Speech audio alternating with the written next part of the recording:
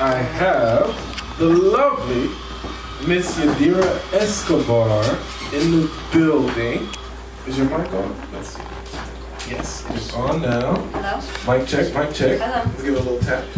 Yes, you are live. Wonderful. Awesome. Okay, so first off, welcome to the Group Lab Show. Thank It's you. a pleasure having you. How are you doing? I'm doing great. Awesome. Okay, so you are a politician running for Congress. Can you let the audience know, first of all, what district? So let's start with that. You're a congresswoman in what district? Oh, you've been to the old one. Yeah. You've been there. Oh, okay, so you know the struggle. You know. This is beautiful. Greek columns and all. Yeah, we're not playing around. No. Beautiful. I am running for District 25, and District 25, unfortunately, is the victim of gerrymandering. District 25 is more like, I would say, a purplish pink sort of district where there are many thousands of independent voters who don't generally vote for a specific party, but they like to judge their candidates as who they are. And we know that it is a known fact that people generally will pick even to vote for their core values, like what they identify as, like what they believe in. At the end of the day, whether a party endorses somebody or not, what matters most is your connection as a politician with the people. Because my campaign, to just lay it all out there in simple words, is a non-professional campaign. I know that's daring because I have had people saying, oh, but you're so not a politician. I'm not trying to be a politician. I'm actually an artist. That's my career. Really? I paint. I write. That's what I actually do. But I feel that now is the time in American history where average folks need to step up and take the place of the professional politicians because they're doing a really bad job in representing us. You know, I really like that you said that because we have to get out of this status quo that only the people who have been entrenched in this, political realm for like decades are the only people qualified to run the country or the only people qualified to have the responsibility that comes with, political power, An unofficially declared aristocracy, you right. could say. Like, it's nonsense, really, because it's those same people that got us into a lot of the problems that we're in, experienced politicians, right? Mm-hmm. So with that logic, how can we get out of our issues if only experienced politicians can get us out of it? Maybe it's time for something new. Maybe it's time for new Exactly, ideas. because we've been, as the audience, as the spectator, as the voting population that doesn't usually have much to say in the bigger, grander scheme of things. We're always just delegated to the function of staying at home and watching them on TV. We rarely have any power, any real power, unless we take to the streets and demand and hold our politicians to account. But when we say professional, I do have to admit, though, one thing. They're professionals at manipulating us. Because time and time again, and we do bear some guilt in this, time and time again, we let these professional manipulators lull us to sleep. They give us the right words. They even, like each party is somewhat guilty of this. They will then use the language that the other party usually speaks in. To be honest, Republicans are more guilty of this because they know that we tend to be more focused on the environment, civil rights, loving strong communities. Consciousness, so then, compassion. exactly. So what do these Republicans do? They adopt our language, and so they start talking about clean coal. If you've ever met a coal miner, you know that it's a dirty job. It's a dirty job. Yes, and if you go to West Virginia, you'll notice that there is no way that you can tell me that polluting people's lungs, giving people like half of what they're cutting their lifespan short, is clean. That's not clean. That's toxic, and that's an abuse of power. But again, we have to come out and realize that we can't continue to say, well, from the comfort of our homes, of course, well, the politicians are all corrupt and dirty, but I'm just going to go about my life. No, you have to involve yourself, and if you can't personally run, you have to support real candidates. Like me, a citizen candidate, normal average people, because we have plenty of experience. We're not professional by their terms, but we are professional in communicating what our people are saying and the struggles and the dreams that we have, because we dream big. We do. And I like that you said that. Speaking of, your struggle and your experience, let's talk about, your experience, the stuff that you've been through and stuff that you feel like makes you qualified to fill the position that you're going for. Yeah.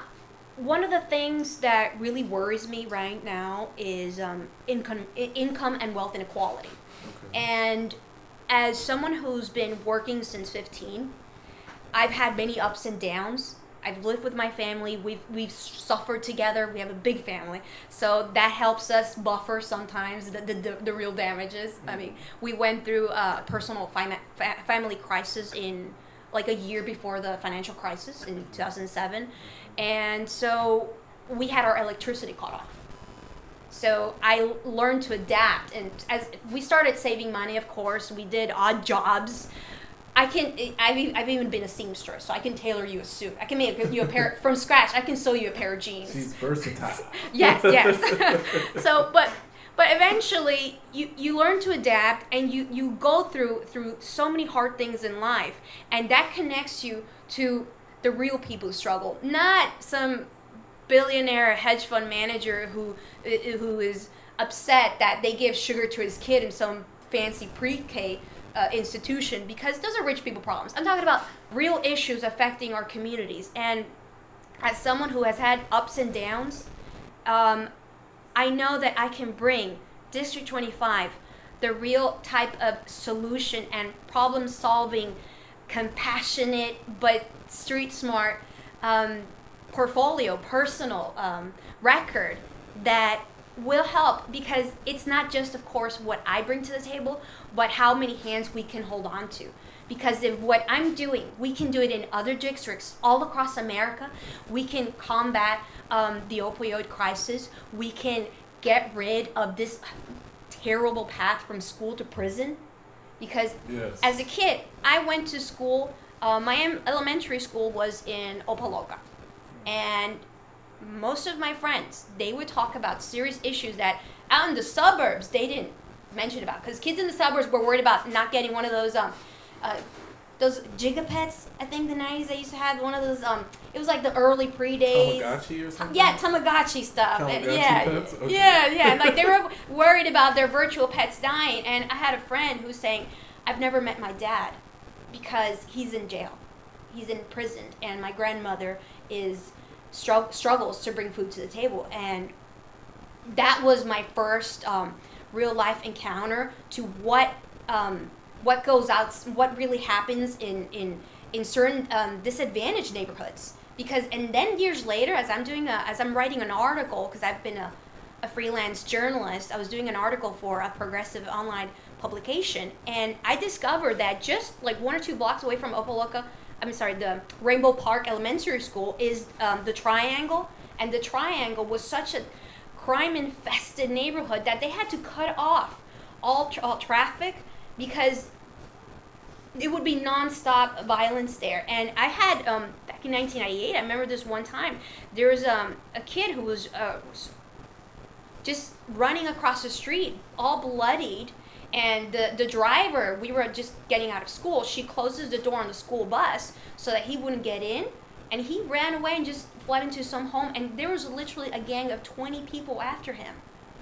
And then the kids around in the school, in the bus, that they lived in those neighborhoods, they were normal about it. Like they accepted it as a normal thing, and that is just scary, because too often we think that it is normal for people to not have access to health care. Too often we assume that these injustices, in systematic, sometimes even institutional injustices, are part of the normal life. No. Like, how dare you think that you deserve better? We do deserve better, because we are the backbone of this entire system. Oh, yeah. We feed with our blood, our sweat, and our tears. We feed this system. And we make it thrive, and then what do does the 1% do? They enslave us, and then they turn us against each other, which is why one of the pillars emotional personal motivation behind this campaign is that I know that in this time of division, we need to have policies that are not necessarily political in nature, but that they are based on love and brethren. Because I am a very religious person, and I know that certain things that are happening right now, in my worldview, that's a sin. And you can't be a hypocrite. And there come this time around, during the holiday season, towards the end of the year, you see people sharing beautiful postcards online. Love and joy, yes, togetherness, and all these get into things. the holiday spirit, but then they stab you in the back. As soon as December 26th comes, it's back to normal. Yes. Back to the cold world. Exactly. Dog eat dog. I know what you're saying, and I like what you're saying, and I think it's just beyond a partisan issue. It's just a humane issue. Like, it's a question of morality. It's morality. Who yes. are you as a person? It doesn't even matter your political views, because there's very, very enlightened Republican principles. There's very enlightened Democratic principles. But anyone knows, people should have access to health care. You know? Kids should have adequate school supplies to go to school and stuff like that. I mean, it's just common sense. Children in America are very disadvantaged because out of the 32 developed countries, we are just slightly above Romania. We're at the bottom of the list. So we have a huge percentage of American children growing up in poverty. And what does that tell us about a country? Like, are we really great when we have so many children growing up in poverty? We can afford to lift them out of poverty. We can make sure that those kids don't go hungry. If you go by any supermarket at night, say like around past 9, you'll see that they throw out all of this food. Oh my God. That hurts. It hurts. Because you know that there are children that are going to sleep with just a cup of water. You know that there are children that are depending on that free lunch at school, and then when they come home, there's an uncertainty, and you cannot convince me that we all have at the beginning of life, that we all start with the same conditions. We do not. You cannot say it is in America that we all have the equal opportunity to compete when we start with such a huge burden of disadvantages. They make it seem that way, like, oh, anybody can make it, da da da da da, and no, it's a lot of double standards. There's a lot of just inequality when it comes to opportunity and stuff like that, and it's sad, It is sad. It's the richest country in the world. We shouldn't have so many hungry kids. We shouldn't have so many people in student debt, like including myself. We should Trillions. I mean, so many people are so unhealthy, especially for such a developed country. So many people are sick. Like, I see so many, they barely can walk. They barely can do just basic activities because of the food that we eat. Food policy, environmental policy. It's like, where is the common sense? Because a lot of times we tend to believe, we put this trust in the government that, oh, well, certain chemicals, the government, the FDA is going to regulate that. No. You'd be surprised how many things we accept as normal in America that are completely forbidden in Europe. But they don't tell us this. They don't inform us of the general public. Why? Because our well-being is not being taken care of, is not being guarded. What goes on in the world, what kind of policies are passed, what becomes the new normal is not a result, oftentimes, out of our own needs as the citizenry. It's usually the result of lobbying. And you can't expect a politician to watch out for your health, your kid's future, or your student loan debts if that politician went to Washington thanks to some giant pharmaceutical company, a donation from all the separate different corporations that need to have those puppets defend their own interest. Like, it's just a common sense sort of thing. If we just take the time to realize what kind of scenario we're living in, even some of the rich have realized that this can kind of continue. This rise in inequality is so serious that you have millionaires saying, please tax us some more, because the whole system is going to collapse. because there's this TED talk with this guy. He's saying that the pitchforks are coming for us if we don't do something about it, and it's true. That's why you have candidates like Andrew Yang saying, well, how about the universal income, right? How about we start creating new, innovative solutions to reform the system before it's too late? Because we cannot take things for granted. Contrary to what Fox News is saying, the Democratic Party is not going more left. If you analyze the voting history, Democrats are not voting more socialist. It's the Republicans that have radicalized. When you listen to what they're saying, their tone of hate and intolerance and just regression as in essence has gone so high that they of course feel the need to say, well, you people on the left are a bunch of communists now. No, I'm not the one who's changing. You are. You're the one who's become radical.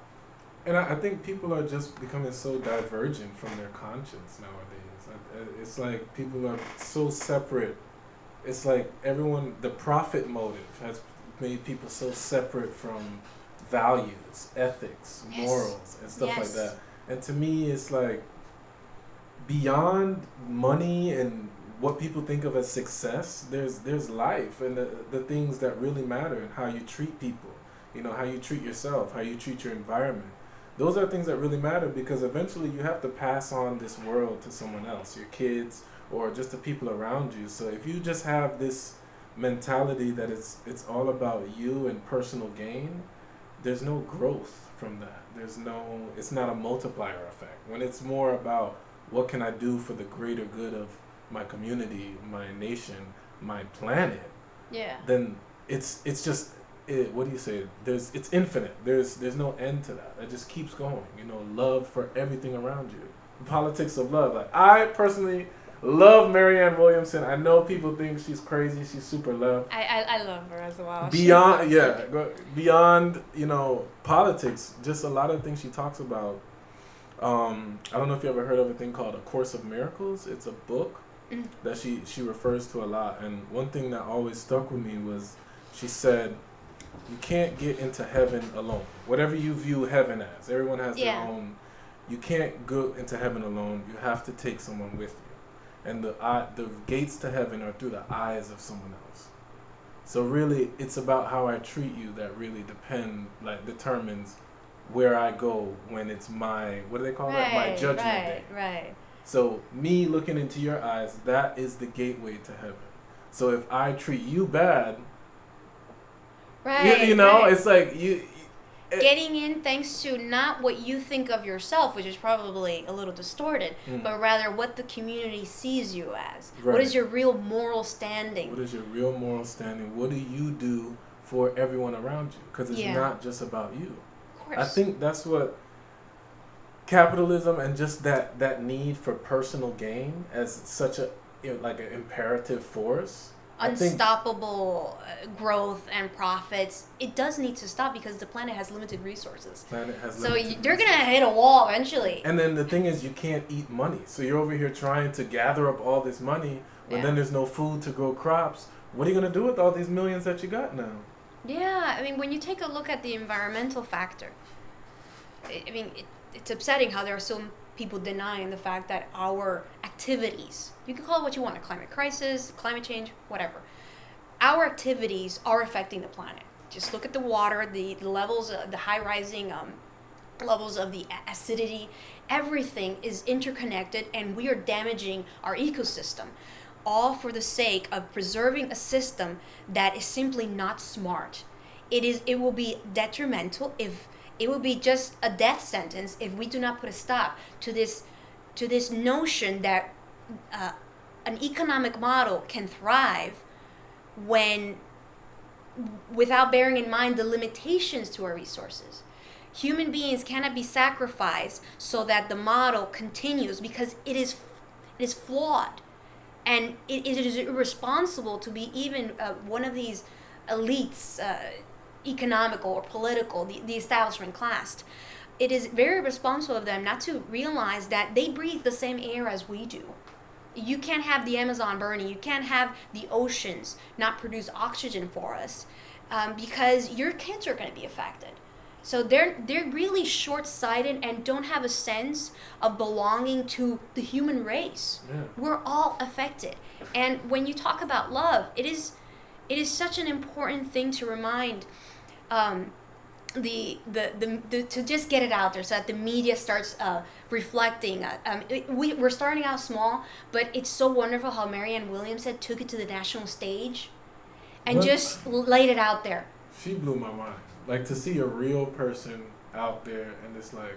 A writer. I was so proud when they just announced that in the stage of the Democratic debates where they just said, oh yeah, Marianne Williamson, just author. I wrote a book too. I feel so represented. Real people, real not just person. a lawyer. Because typically it's just lawyers running, right?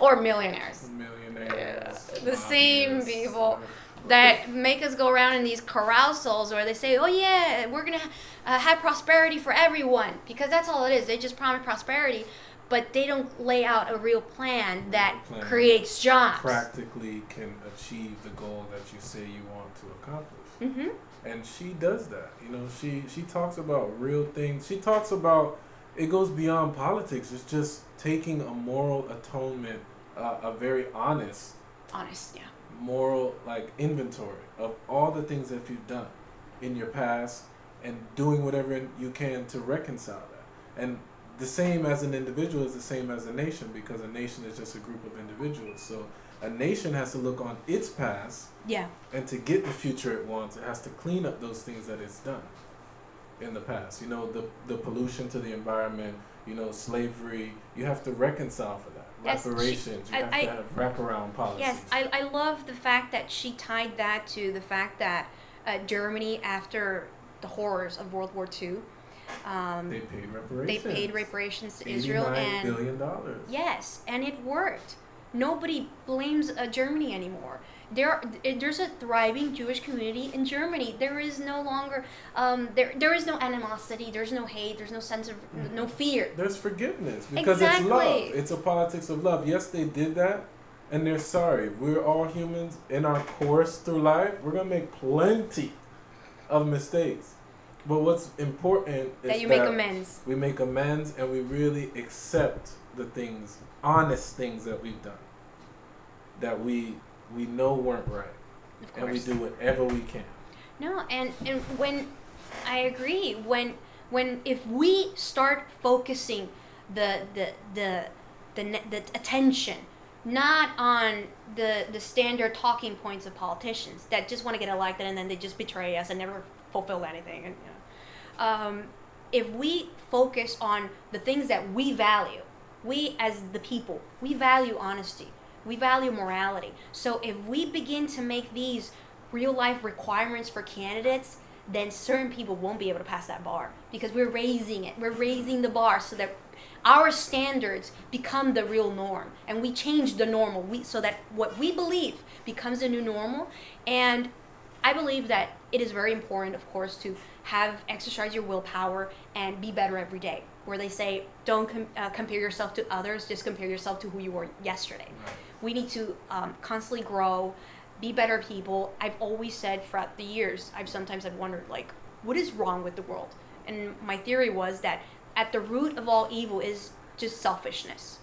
Because people murder because of selfishness. They don't have the empathy, which is down like 40% in America. We need to do something about that.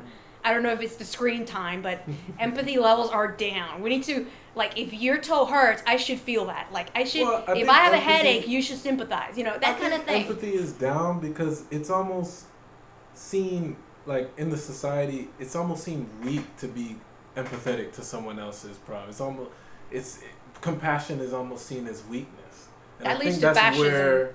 I think that's where we've kind of gone wrong as a society. We're so to this point where, you know, money is the only motive. Everything else is weak. Everything else is beneath that. Caring for someone else, it's almost like you're slowing yourself down. Yeah. And you should never feel that way.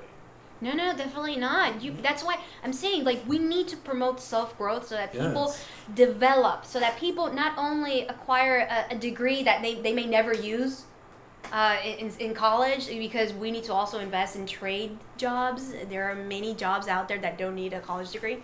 And so if you let people grow to their maximum potential, mature, just because you reach 40 doesn't mean that you're a mature adult.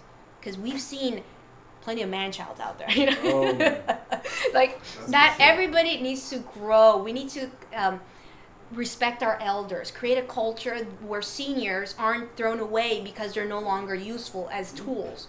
We need to look at people for what they are and look at aging not as a defect but as something to aspire to. It is a luxury to grow into old age. Yeah. Exactly. And Venerate our elders. we need to, in Japan, they have a day that is dedicated to seniors. We need to make that a national holiday. We need to have a national holiday, not to Columbus Day, but to our seniors. Right, because who else is going to teach us the ways of life? Exactly. Like I've noticed, if you Who's going to teach us empathy? Right, if you ask an elder the right question, they will go on for a good hour and a half because they've experienced so much. So the right question, like I'll ask my grandparents something. The right question, it's a 2-hour lecture. Mm-hmm. Because they've just been around so long, they've seen so much. And all they want to do is teach the youth because they've been my age before. They've experienced what I've And experienced. to them, before. sometimes our defects, we may be clouded in the now, but to them, our failings are sometimes very clear for them. And they'll point it out and say, we didn't do that in our age. In our age, like the folks that I've talked to, like boomers, they'll say, in my day, we didn't pay that much to go to college. Really? Really? And they say, in my day, we didn't pay for water.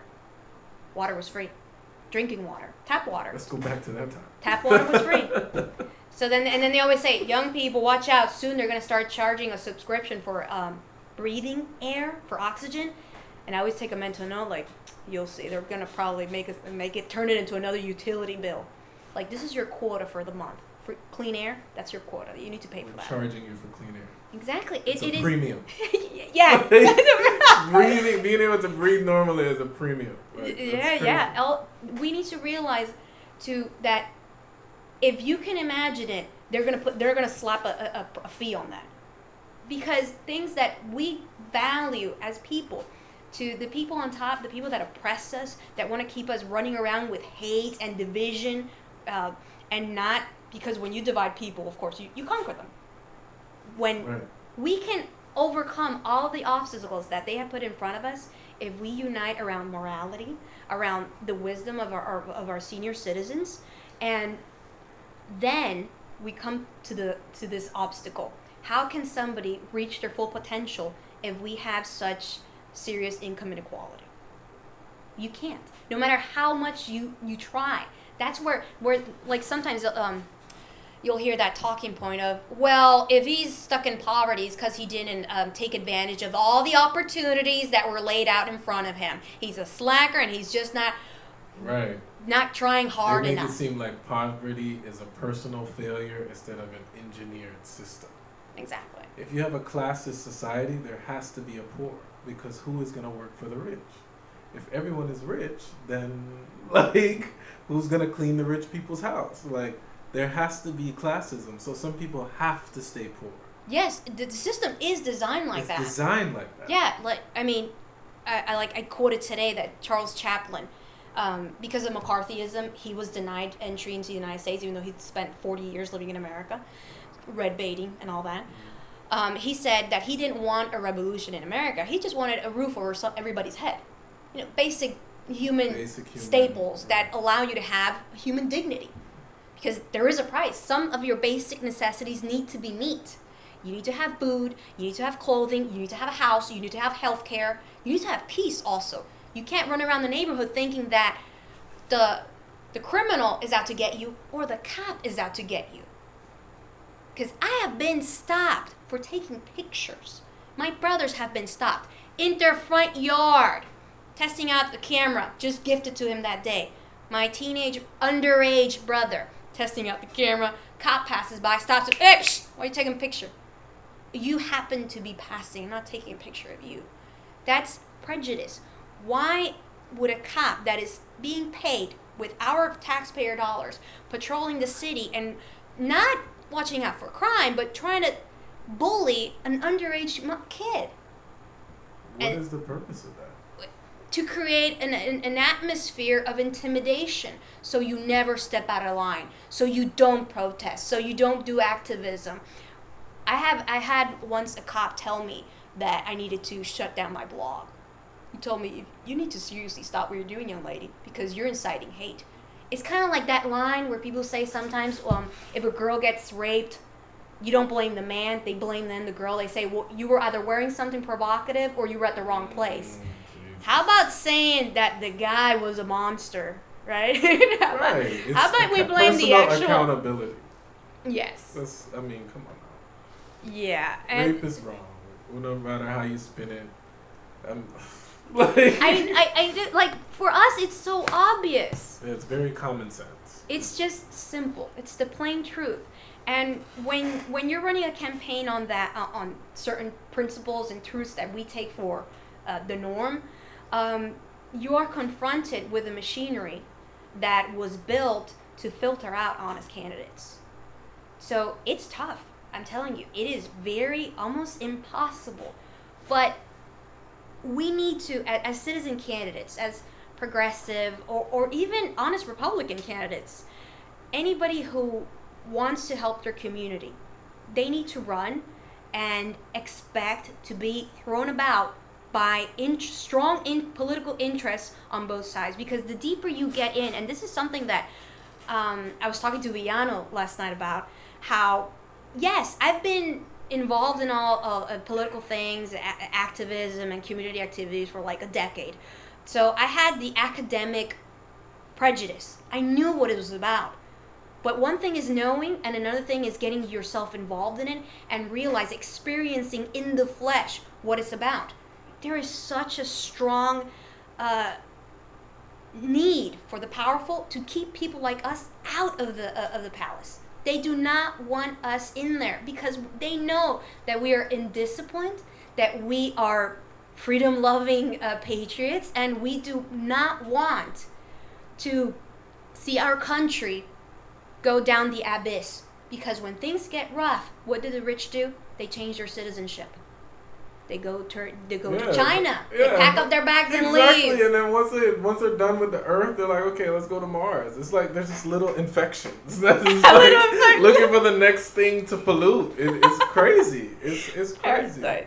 You know, and a thing that really opened my mind to politics is Marianne Williamson and the way she was received by the American people.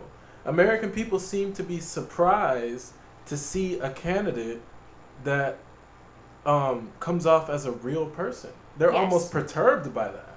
Mm-hmm. Like I would see, reporters and stuff kind of give their commentary on interviews or speeches that she's done, mm-hmm. and they're surprised that she sounds like a real person. Like they're like, she gave a real person answer there. You know, we're so used to the political, just the vague answer where you talk about surface level things, only the solutions. You're not really getting to the stem, like what's causing the problem. She was on The View, and McCain's daughter was questioning her on that little viral television. Vaccines, right? But I loved how she just said, I misspoke that part. That's not really what I meant to say. Mm-hmm. Not having this super inflated politician ego, and sometimes when they're so ego inflated, they go around and they spin things and they try to justify an error. No, she just said, that didn't come off as I meant it to say. Yeah.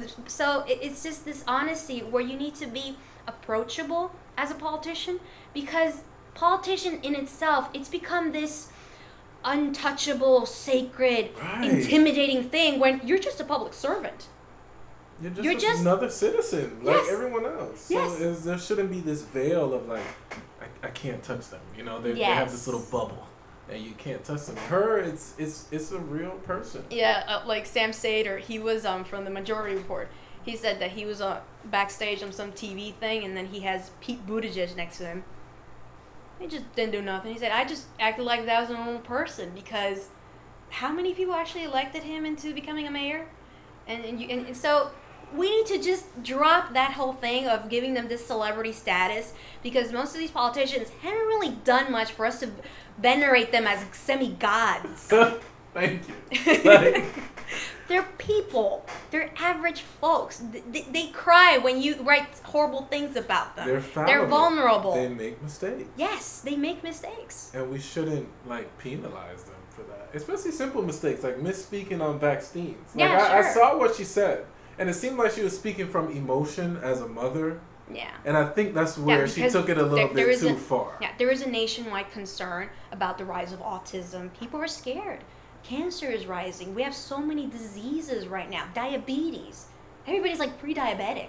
Yeah, it doesn't make sense for a country that's so rich. You have little children with the liver of a 80-year-old pirate.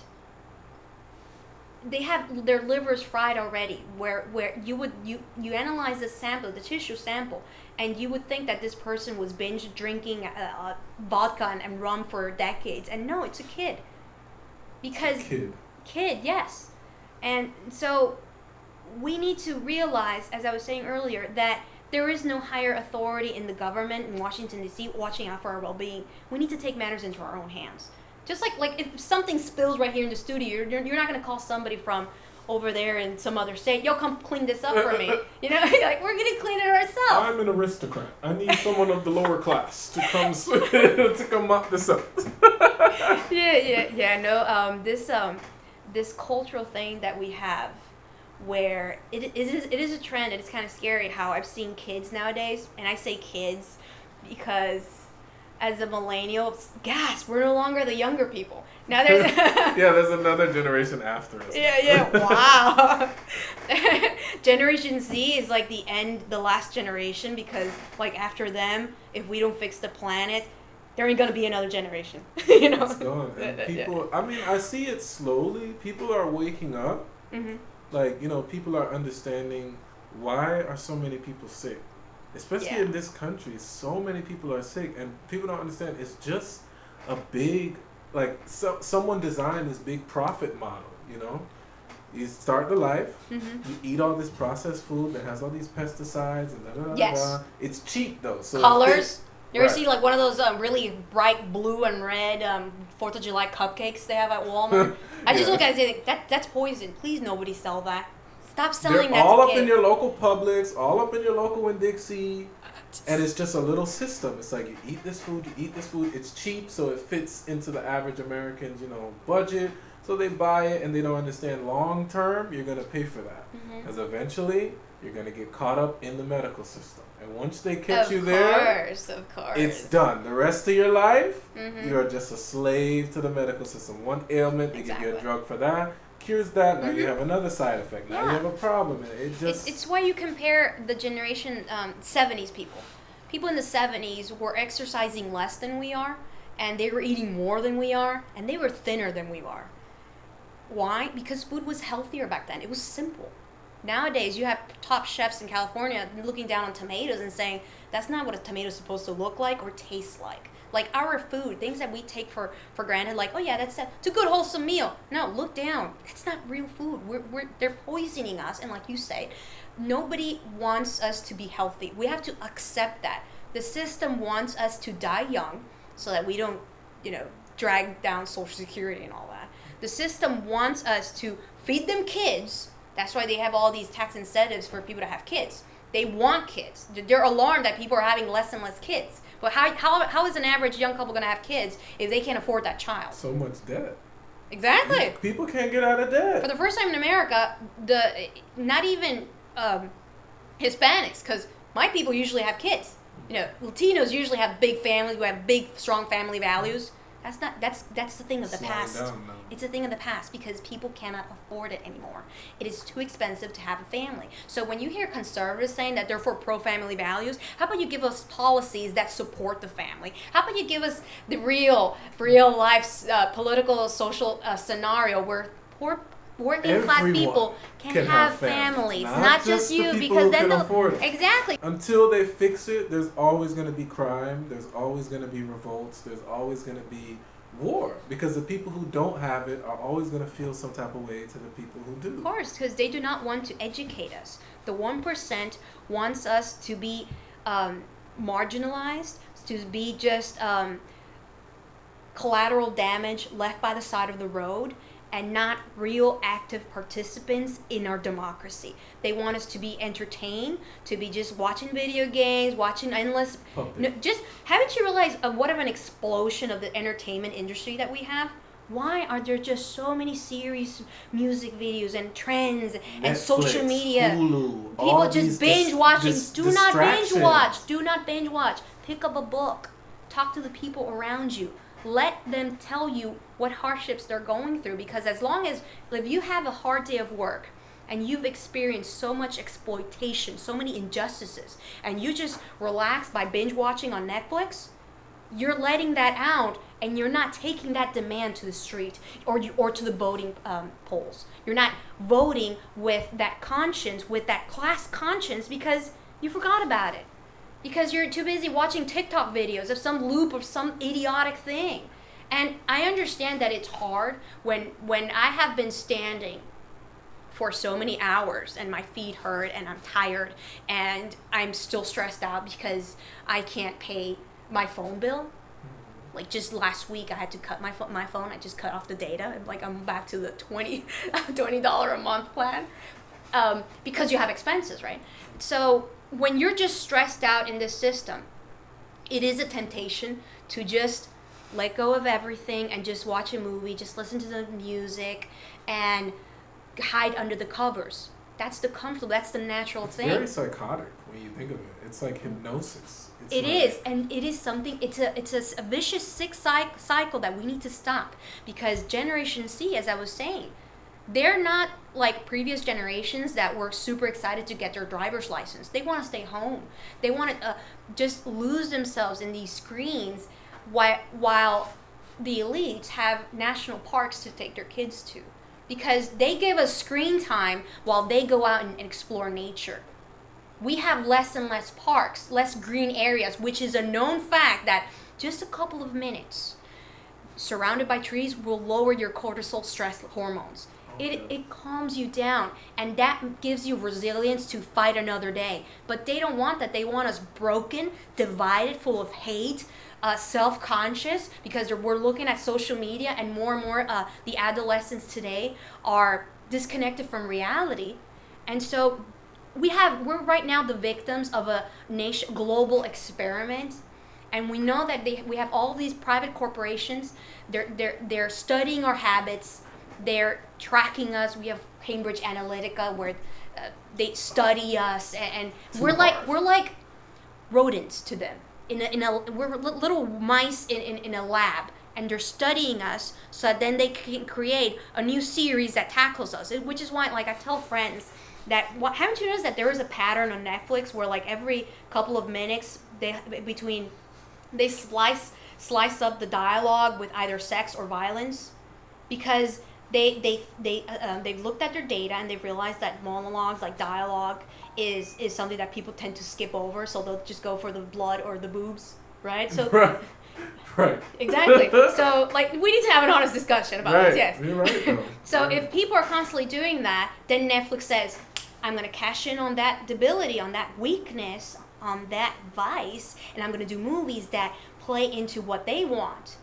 But you don't always have to give people what they want. You have to give people what they need. What they need is museums, higher education, tuition-free colleges. What they need is a healthy system that lets them develop their intellectual self, that lets them be book smart, so that then they have the intellectual skills to be free and then watch all the movies they want, but out of their own free will.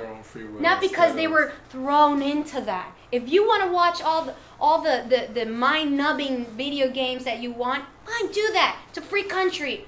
But I don't want you to fall as a victim to a mass manipulation scheme because you had no other choice. And that is what it's about. It's like when you hear conservatives saying that Medicare for all is a plan, a sinister plan to take away free choice. No, people don't have choice right now.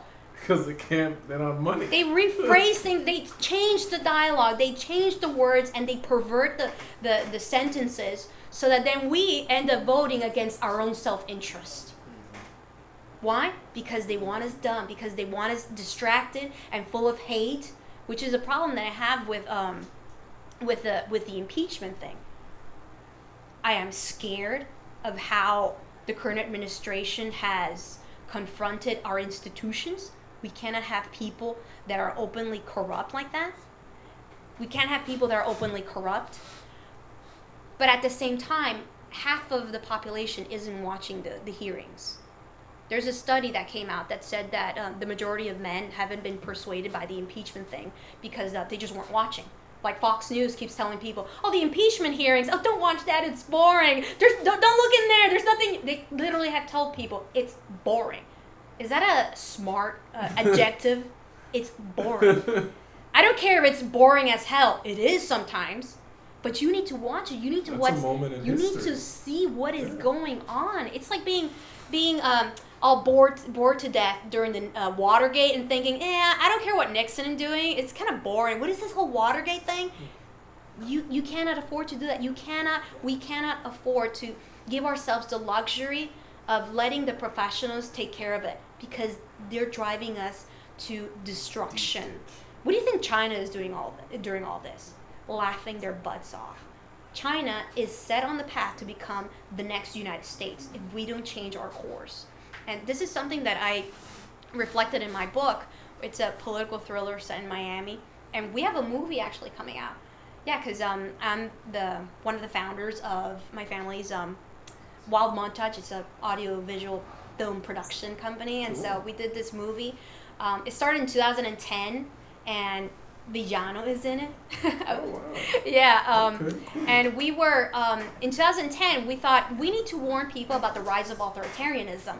So let's do a script that revolves around that. And it's so scary how, because we're a small production company, our CGI, our computer effects, have taken a couple of years. And now, in the current climate that we have in the United States, in 2019, some of the things that we thought were outrageous in 2010 are mainstream. We have the rise in anti-Semitism, the rise in hate, the rise in blatant racism.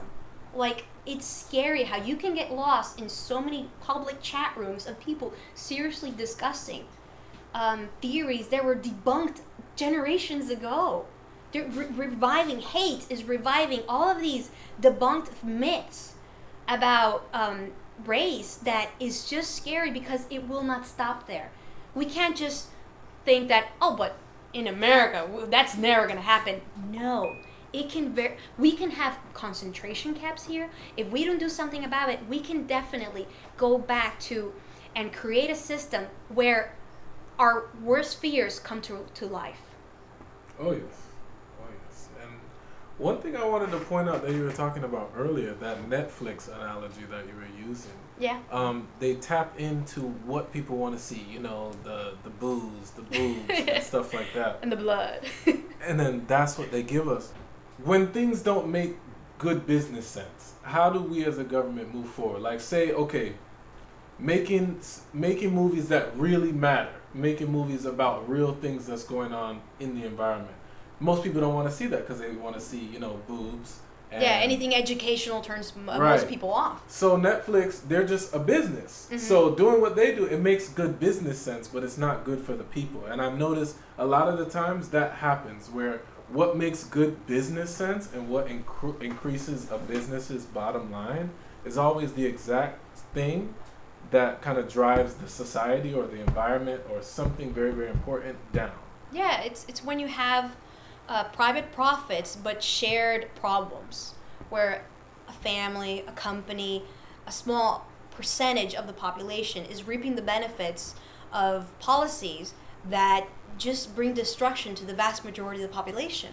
It's like the climate situation, how you have the industrialized world polluting, but everybody knows that the third world is the one that is facing right now the consequences of our actions. And I say us as, because we live in America, but we had nothing to do with this. I didn't decide for us to be polluting this way. If we all had the chance to decide, we wouldn't have allowed these things to happen. Right. Because we are involved, because we experience, we're like exposed to the effects of all these experiments. And it is risky because what you were saying, how the excuse is that, well, if it makes good money, then we need to allow it. But I can guarantee you that there are many things out there that would be very profitable, but that on the humane level, you just cannot allow it because it's obscene. Right.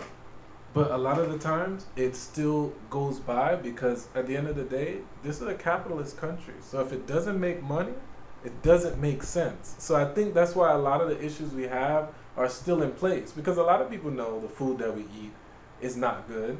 But it doesn't make good business sense to give people food without pesticides, without all these different things. Because it's cheap, yeah. Because it's cheaper. Yeah. So how do we as people get from that, what makes good business sense, to what is better for the people? Because some companies are going to have to suffer once they transfer their agenda to their own personal gain and what's really better for this, what's best for the societies. So sometimes, I'm not saying companies should do what they're doing, but sometimes you almost have to sympathize with them because at the end of the day they have to feed their families. It's in their nature to earn money. Even in my own field, like I serve people food that I don't necessarily agree with. I'm vegan myself. I work at a restaurant and we serve all types of stuff. Pork chops, ribeye, all these things. Yeah. I'll see people where they can't even walk. They have a cane. They're going to the table. Yeah. They have the machine that is hooked up all to their body, goodness. And they ask to order a pork chop. But I mean, I have to serve it to them. It's one of the most expensive things on the menu. So it's increasing my bottom line. But really in my heart, I want them to get something else. But who am I to tell you what to order with your own money? Yeah, they might be outraged. How dare you tell me what to do? They might be outraged. They might call the manager. I might get written up or something. It's like... Again, it's a free country. I want to eat this poison. Poison. So that's why I'm like, well, sometimes... I mean, I'm not saying, the companies are not in the wrong. They know what they're doing. It is difficult. But it's hard. It's such a fine line. So... do we just recreate the system where it's not about profit to change it? Or how can we really exist with capitalism and still have a world that thrives and is healthy and flourishing? That's what I really, really want to know. Yeah. Anything human related, the more and more sophisticated we become as a species is going to be tough. Obviously, it is extremely hard to organize ourselves. What's really... It's easy to be in the cave, right? To just be hunter-gatherers and grunting and being part of a tribe and that's it, and just fighting for our river because we have this fertile valley and we're not sharing it to those other people. We're living in a very complex society. These are microphones. These microphones are letting us speak to other people that we may never meet in person. Right. We're constantly evolving and becoming more abstract. So that creates even bigger problems. And it is the job of the government to watch out for the well-being of the people so that they, in the private sector, do not interfere with our right to live. I understand that they need to make profits, and since we do live in a capitalist society, we need to make sure that everybody has a fair chance of competing in the market. If you want to be a startup, if you want to make this software, maybe you have this grand idea, take it out there, hire some people, network. It's exciting. It's exciting. It's so fun to be in control of your own financial destiny, to say, you know what, from my garage or my basement or attic or whatever, well, this is Florida, it's probably not going to be a basement. I am going to start the next big thing. So you need to have the lot open enough so that you have the chance, no straitjacket in the way, the chance to explore all of those market possibilities. But your need to grow your business cannot poison the local drinking water.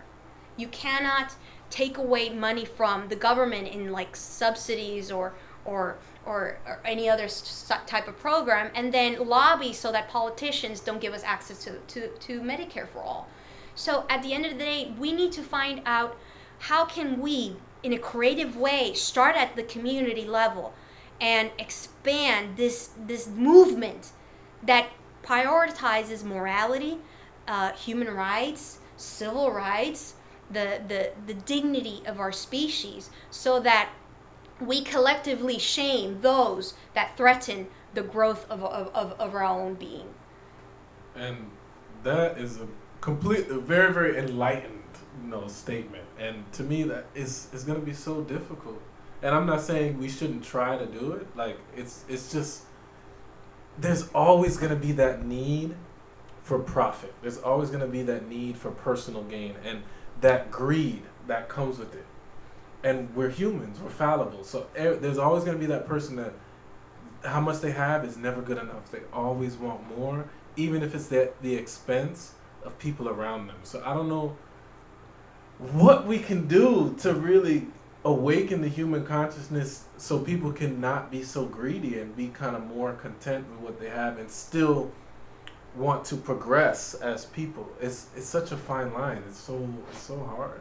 I think it's completely possible to bring out the true nobility, the virtues, the beauty in everybody, because everybody has a wonderful side to them, a goodness.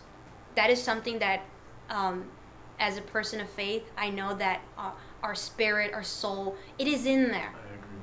It is something that it's what separates us from the poor critters, the animals that we need to take care of course. Human beings are special, and our place in this earth is special. That means that we share a lot of a big responsibility. We can't pollute the rivers, we can't abuse of the animals, and if we acknowledge the responsibility, the power that we have, then automatically you feel a need to be better. So if you tell people and you make them realize, like really swallow it, like really understand that you have enormous potential. You have the power to influence people. You're not this little ant in a system. You can do it. Goodness has a way of being contagious. You can influence. You may not think it, but there was somebody that was watching. Inspired. You opened the door to somebody, or you took the time to push that little cart back into the store, so then the bag boy that's working at the grocery store doesn't have to go walk the entire day. You do those small little gestures, and collectively we remind ourselves that we have a huge responsibility. Because if you tell somebody that they are nothing, then they go to drugs. Because they say, well, if I'm nothing, what does it matter what I do to this body? If I'm not special, if I'm not important in this system, what does it matter what I do with myself? How I treat myself, right. Exactly. You need to remind people that they are unique, because they are. There is no, just like we have every eye, every thumbprint, it is unique. Every single person is unique. You are your own person, and that means that you have a responsibility. You can't just lock yourself in a room and binge watch and binge drink and not care what happens, because you have an intrinsic value in this world. And a purpose. Life is extremely short. And as a species, we've been battling this for ages. It's really humbling when you read a Greek philosopher talk about how short life is, because you just think, wow, we still got the same problem. And the elites, of course, they like to kid themselves that they're going to buy themselves into eternity. That's not going to happen. They're going to die. You know, like if you... They're going to die too. This too shall pass, you know? No matter how many healthy lungs, kidneys, and livers they take from Transplants. us. Because, you know, they love to do that. Like, take that Rockefeller, the one that Hey, he's like on his 9th heart transplant. My good lord. That's scary. That's Frankenstein horror story. It's alive! Yes, it is scary. You remind people of just how much potential they have. Then they say, you know what, I'm going to get with the program. I'm going to support this bill. I'm going to go out and I'm going to help this family that is on foreclosure. I'm going to guard their furniture. There are so many small little things that we can do to make everything better. You're right. And it's not a cliche, tree-hugging, hippie thing. It is a necessity. We have to do it, otherwise extinction is our path. Yeah, and then what are your kids gonna live? What planet are they gonna live? So all this money that you're generating, all this wealth that you're creating, who are you gonna pass it to? Exactly. Because if you destroy the planet, what was the purpose? Mm-hmm. If you're waking up 7 o'clock in the morning to go to work and create all this work that your kids were, you know, ideally supposed to benefit from. Yeah. But you're not protecting the planet for them to live on. So what are we doing? No, yeah, that's why we need to develop a class conscience and realize that the socioeconomic model right now is designed to keep us out of power, because we have the majority. there are more of us than there are of them. The power is in the people, and I try to say that all the time, and people don't really understand what I mean by that. Yeah. And it's not just voting. Voting is crucial. It's very important. I mean, if I didn't believe in the electoral system, I wouldn't be running. I mean, I believe that there is still a small crack that we can slip through, so that we open the floodgates and let everybody in, so that we change the election campaign laws. The campaign financing system needs to change. Getting money out of politics. We need to dare to do these things, and it's not some like thinking that the grass is greener on the other side, or that mythical pot of gold at the end of the rainbow. No, this is real, because there are countries that have done it. There are real life countries with a smaller budget than ours that have done it, and they continue to do so. In the other developed nations around the world, you don't have people dying because of a cavity. And I always mention that because just as we need Medicare expansion so that our senior folks can listen here, right? Like right. So that they have a chance to get everything that they need, because they already paid into the system. They spent years working, paying their taxes. How can we abandon them in their old age? Just as we need to expand Medicare, we also need to. There's a lot of movement, by the way. Are we still on time? Yeah, we're almost. The show's almost over, but okay. I didn't want you to finish your topic, so don't feel rushed. Right? No, it's not feeling rushed. It's that I want to join whatever is going on. I feel like I'm missing out. No, you're good. Okay. But yes, at the end of the day, I believe that there is still a small window of opportunity for us to fix our system, fix our country, so that we bring community together, we bring people together, because like Marianne Williamson says, America is not a racist country. There are so many beautiful people out there. There really are. We have the numbers, but it's just that one or two people are out there screaming louder than we are. That's what she said. The people that hate with conviction. And it's the people who love. They're determined. Right. They need to love with conviction. Mm-hmm. And it's little things that she said where I'm like, it goes beyond politics. Like, even in my own personal situation, I need to love with conviction. Love harder than that. You know? And it's. And then once you reach crazy. a level, love even more. Love even more, because it's unconditional. So there's it's endless amounts of magnitudes of love. Yeah. Hate only has so much. Because Mm-hmm. hate, I think the furthest you can go is like you kill someone. What do you do? The They're done. What, you still hate them in the grave? Like, you still hate them? Like, love is beyond that. Someone dead, still. Yeah. Still. It just keeps going. Mm-hmm. So it's like what she said. People need to love with conviction. We got to get back to that. So I really love that you came out here today. Talked about. I wish we had more time. I'd love to have you back on the show, so we can talk more things, like especially your platform, everything that you stand for. Yeah, because we were just two philosophers tonight. Right. We didn't get into any of that. Like, I had your website pulled up. I was like, okay, let's talk about education. What you feel about that? I was gonna do that, but we ended up talking about everything that we talked about, and it was just great. So thank you so much. And thank you also for giving me the chance to share with you not only your audience, but also your time. Thank you. Because it was a really smart exchange, and I really enjoyed it. This is the type of new society that we need to create. Exactly. So before we get off the air, because the next show is about to come on, please let everyone know where they can follow you, where they can donate to your campaign, any appearances that you're going to have around town, if people want to meet you in person, everything like that, so the audience can know. Okay, well, it's Yadira Escobar. Usually people start with the spelling, so Yadira. It means friend, by the way. Oh, really? In yes. what language? Ancient Hebrew. Ancient Hebrew.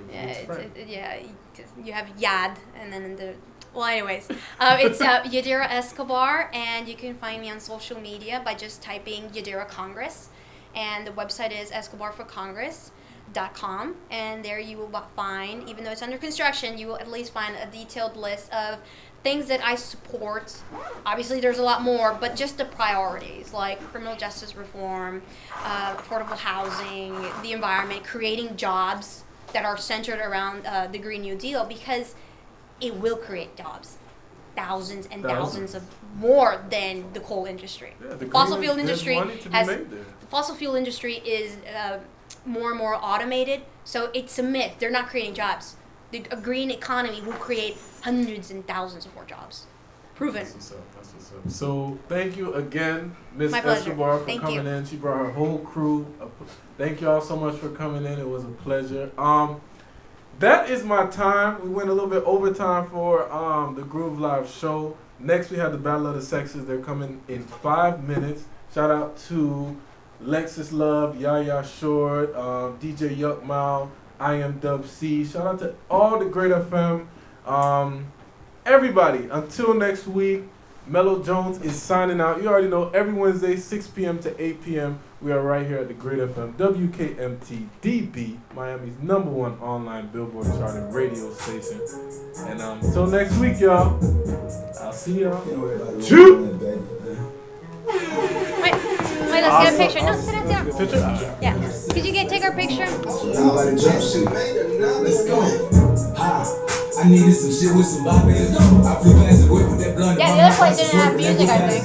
Yeah. At least when I went. I finished the show and I hop in it.